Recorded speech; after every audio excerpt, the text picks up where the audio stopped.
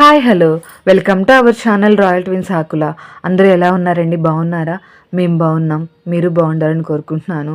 ఇది శ్రీరామనవమి రోజు లాగండి. ఆ రోజు నేను పూజ అదంతా ఇంట్లో చేసుకొని ఎర్లీ మార్నింగ్ 7:30 కంప్లీట్ చేసుకున్నాను. బట్ నాకు ఇప్పుడు వాయిస్ ఓవర్ ఇవ్వడం లేట్ అయింది. ఆ రోజు నేను నవమి రోజున లైవ్ ఇచ్చాను ఒక 2 అవర్స్. ఆ లైవ్ లొకేషన్ లైవ్ లింక్ కూడా నేను ఇక్కడ ట్యాగ్ చేస్తాను. కావాలంటే ఎవరైనా శ్రీరాముని కళ్యాణం మీరు చూడొచ్చు. వీడియో మొత్తం కూడా దీంట్లో లింక్ నేను డిస్క్రిప్షన్లో ఇస్తాను, ఒకసారి చెక్ చేయండి. అలాగే ఈరోజు నేను ఉదయాన్నే లేచి ముగ్గు పెట్టుకొని ఇంకా మనకి రోజు జరిగే కార్యక్రమాలు అంటే శుభ్రం చేసుకొని బండలు తుడుచుకోవటం ఇదంతా కార్యక్రమం అయిపోయాక గడపకి పసుపు రాసుకొని బొట్లు పెట్టుకొని నేను ముందు రోజే బంతిపూలు తెచ్చుకున్నానండి. బంతిపూలు తమలపాకులు మాలగా గుచ్చుకొని ద్వారానికి వేసుకున్నాను. సుబ్రహ్మణ్య స్వామికి వేసుకున్నాను. వినాయకుడికి పటాలకి బొమ్మలు అదే నా దండలు వేసుకొని ఇల్లంతా నేను నీట్గా ఉంచుకొని ఇలా ఇక్కడ నేను వంట స్టార్ట్ చేస్తున్నానండి. నేను నా వీడియో ఫాలో అవుతున్న వాళ్ళైతే తెలుస్తుంది. నేను ఎప్పుడు గ్యాస్కి అంటే లక్ష్మీదేవి స్వరూపంగా భావిస్తాను, బొట్టు పెడతాను ఎప్పుడు నేను వంట చేసే ప్రతిరోజు ముందున. ఈరోజు అంటే ఎప్పుడు నేను స్వస్తిక్ సింబల్ వేయలేదండి, బట్ ఈరోజు నేను స్వస్తిక్ సింబల్ వేసుకున్నాను. ఎందుకు ఆ రోజు వేయాలనిపించింది. స్వస్తిక్ సింబల్ శుభానికి సూచిక కాబట్టి అంతా మంచి జరగాలని కోరుకుంటూ ఆ సింబల్ వేసుకొని అలా స్టార్ట్ చేశాను. అంతా కార్యక్రమం అంతా ఆ రోజు బాగా జరిగింది. నేను పొంగల్కి నైవేద్యానికి ఎప్పుడు చేసినా ఆవు పాలే తీసుకుంటాను ఇంట్లో. సో ఆవు పాలతో నైవేద్యం పెట్టినాను. పసుపు రాసుకొని బొట్లు పెట్టుకొని ఆవుపాలు పోసుకొని దాన్ని గ్యాస్ మీద పెట్టుకొని ఇంకా పాలు పొంగించుకున్నాను. ఆ రోజు గారెలు వేశాను. మెయిన్గా శ్రీరాముడికి మనం చేసుకునేది వడపప్పు, పానకం, చలిమిడి, ఇవి అయితే 3 మెయిన్ అండి. నేను చలిమిడి చేయలేదు కానీ ఇక్కడ పాలు పొంగే చూసారా, చాలా హ్యాపీగా అనిపిస్తుంది పాలు పొంగినప్పుడు. ఇంకా నేను ముందే బియ్యంలో కొంచెం పచ్చనిపప్పు వేసాను. అంటే నేను పప్పు వండలేదు కాబట్టి పచ్చనిపప్పు వేసుకున్నాను. వేసుకొని ఇలా ముందుగా గ్యాస్ మీద కొంచెం పెట్టుకొని తర్వాత పొంగల్లో బియ్యం వేసుకుని అది ఉడుకుతూ ఉంది. గడపకి పసుపు రాసుకొని బొట్లు పెట్టుకొని ముగ్గు వేసుకొని ఈ రోజున 7:30 పూజ కంప్లీట్ చేసుకుంటే చాలా మంచిదని చెప్పి ఆ రోజు 7:30 నా పూజ అంతా కంప్లీట్ చేసుకున్నానండి. అలాగే మా ఊరి రామాలయంలో జరిగిన రాముల వారి కళ్యాణము, అన్నదానము చాలా బాగా జరిగాయి. రాముల వారి కళ్యాణం నేను లైవ్ ఇచ్చాను, ఇందాక ఆల్రెడీ చెప్పున్నాను కదా, లింక్ డిస్క్రిప్షన్లో ఇస్తాను, ఒకసారి చెక్ చేయండి. సో రామనవమి అంటే ఏంటి అసలు? రాముడు గారు వాల్మీకి రామాయణం ప్రకారం రాముడు చైత్రమాసం శుక్లపక్షంలో నవమి తిథి నాడు అభిజిత్ ముహూర్తం కర్కాటక రాశిలో జన్మించాడు.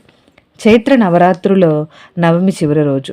ఈ పవిత్రమైన రోజున మనం శ్రీరామనవమి వేడుకలు జరుపుకుంటాం. శ్రీరామనవమికి అంటే అయోధ్య మెయిన్గా మనం చెప్పుకునేది అయోధ్య బాలరాముడు అనమాట. అది ఉత్తరప్రదేశ్లో ఉంటుంది. అలాగే రామేశ్వర్ అంటే తమిళనాడులో ఉంటుంది. అది రామేశ్వర్లో రాముడికి అంకితం చేశారనమాట ఆలయానికి. అది ప్రసిద్ధి. శ్రీలంక నుండి రామేశ్వరానికి దాటడానికి రామసేతు వంతెన కట్టారు కదా, సో నిర్మించబడిందని రామేశ్వర నగరానికి వాళ్ళు ఉండే ఆ ప్రజలందరూ అక్కడ ఆయన్నే అలా పూజించుకుంటారు. అలాగే భద్రాచలం తెలంగాణలోని భద్రాచలంలో రాముడికి అది అక్కడ అంకితం చేశారన్నమాట. భద్రాచలము గోదావరి నది ఒడ్డున ఉన్న ఈ భద్రాచలం ఇక్కడ కూడా రామనవమి చాలా బాగా జరుగుతుంది.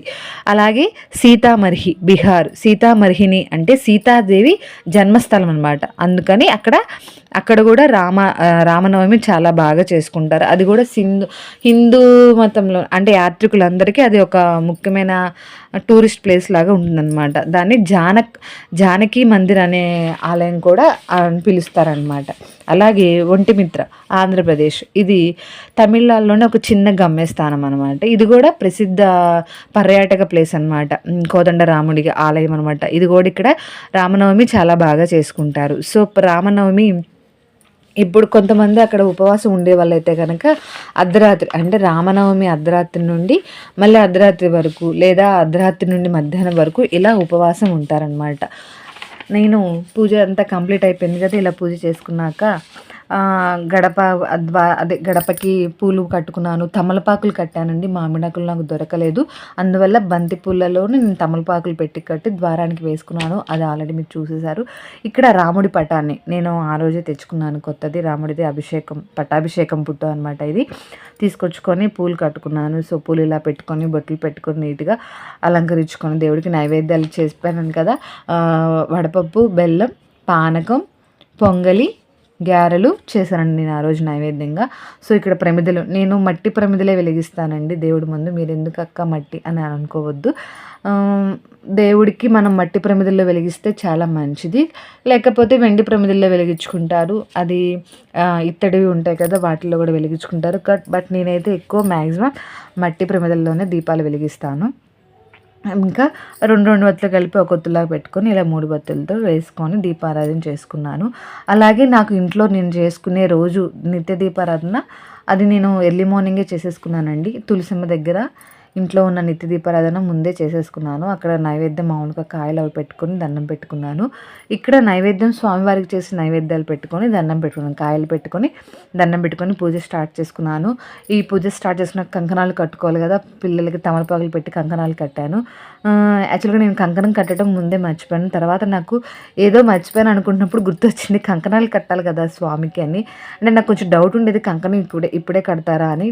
అంటే ప్రతి సంవత్సరం చేస్తారులే కానీ బట్ ఏదో మిస్ అవుతూ ఉంటున్నట్టుగా అనిపిస్తుంది నాకు.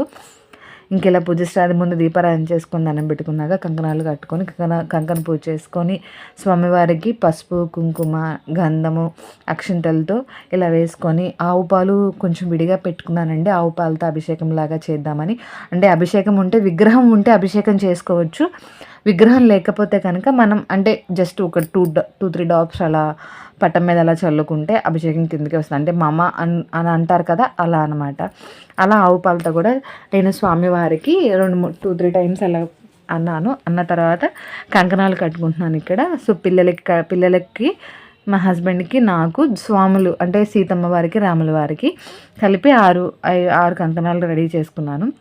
రెడీ చేసి కట్టి అంతా పూజ చేసుకుంటూ రామనామం జపం చేస్తూ ఉన్నానండి. ఈరోజు రాముల వారి పూజ చేసుకొని ఆయన రామనామం జపం చేస్తుంటే 108 సార్లు చాలా మంచిగా హ్యాపీగా అనిపిస్తుంది అనమాట. ఇలా ఇంకా మా బుడ్డోళ్ళు ఈలోపు రెడీ అవుతూ ఉన్నారనమాట ఇద్దరు.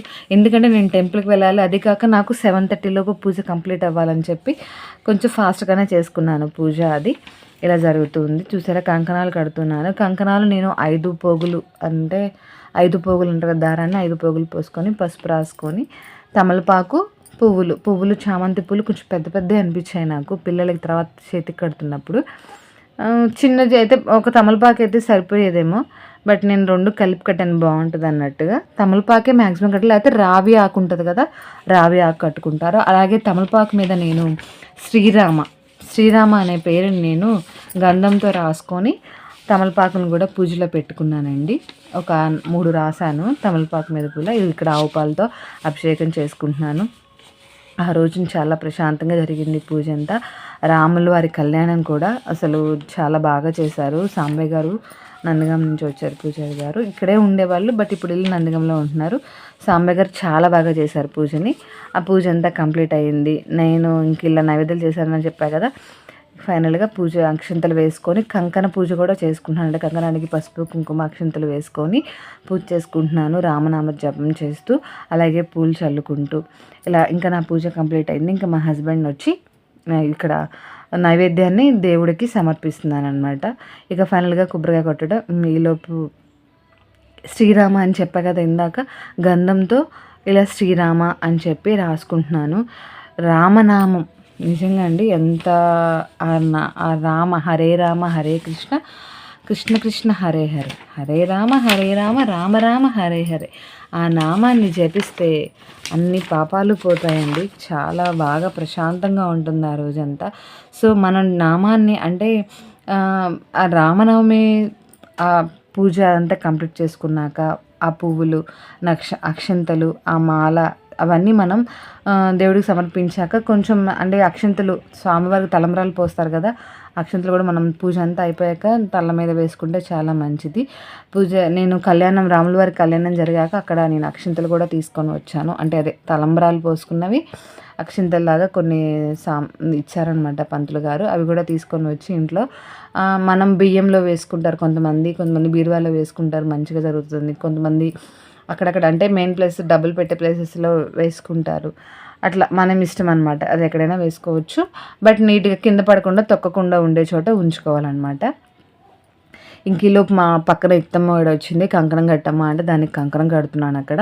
పిల్లలు కూడా చాలా అంటే కొంచెం ఇలాంటి వాటిల్లో వాళ్ళని కూడా ఇది ఇలా అని చెప్తూ ఉంటే చాలా బాగా జరుగుతుంది. రామతత్వం అంటే ఏంటంటే ఒక్కటే భార్య, ఏకపత్ని వ్రతుడు, అవునా, మాట తప్పడు, ఇస్తే మాట తప్పడు, మడమ తిప్పకుండా వెళ్తాడు ముందుకి, అంటే ఆడిన మాట తప్పడు, అబద్ధం చెప్పడు అంటారు కదా.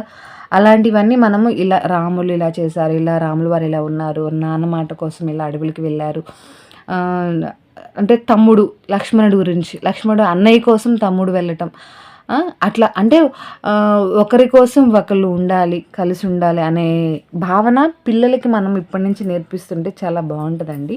ఇక్కడ మా హస్బెండ్ వచ్చి కొబ్బరికాయ కొట్టి దండం పెట్టుకున్నారు. అలాగే మా బుడ్డలు కూడా వచ్చి అక్షంతలు వేసి దండం పెట్టుకున్నాను అంటే దూరంగా ఉండి ఇట్లా విసిరేస్తున్నారు. వంగడానికి కొంచెం ఇబ్బంది అయ్యారు మా బుడ్డోళ్ళు ఇద్దరు. సో అక్షంతలు వేసుకొని దండం పెట్టుకొని వాళ్ళు వెళ్ళిపోయాక నేను కొబ్బరికాయ కొట్టాక హారతి ఇచ్చి దండం పెట్టుకున్నానండి. నా పూజ అంతా ఇలా జరిగింది. మీకు వీడియో ఎలా ఉందో, ఈ వీడియో ఫస్ట్ టైం చూస్తున్న వాళ్ళు అయితే నా ఛానల్ని please subscribe to our channel, encourage చేయండి. ఇది నా QR కోడ్ అనమాట, మీరు ఇది స్కాన్ చేసినా వస్తుంది. Subscribe to our channel. Thank you for watching. Thank you so much.